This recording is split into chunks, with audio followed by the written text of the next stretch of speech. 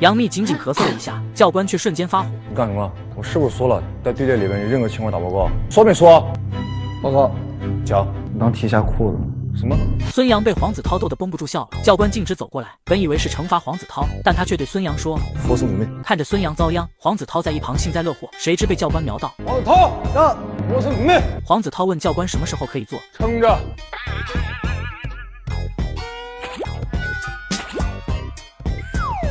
帽子可以掉，发型不能乱，活宝黄子韬摇着头整理发型。教官更生气了，让他做了10个俯卧撑。你做一个，大声的喊一个。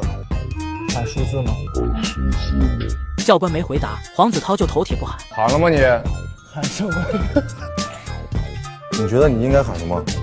数字。黄子韬边喊边做，旁边的队友比他还辛苦，一个个都是想笑又不能笑出声。做完10个，教官问道：“看着我，是不是很好笑？”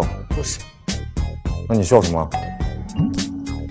教官又命令黄子韬做了5个俯卧撑，才结束了这场惩罚。但搞笑的还没结束，今天是新兵集结的第一天，节目组要求明星们把包里没用的东西扔掉，并接受教官的检查。首先是佟丽娅，这是什么？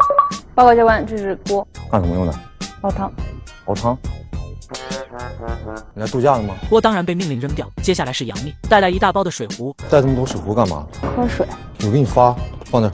水壶也被没收。接着是孙杨，居然带了游戏机。你想玩游戏吗？休息的时候来这儿就是来当兵的。游戏机再次被无情扔了。最后最会整活的还是黄子韬，居然带了双节棍，连教官也惊呆了。双节棍打我吗？我休息的时候不能练吗？拿着，可以拿，拿起来。教官让黄子韬表演双节棍给大家看，很想让他为此尴尬。我不好意思。谁知下一秒，黄子韬开始耍酷。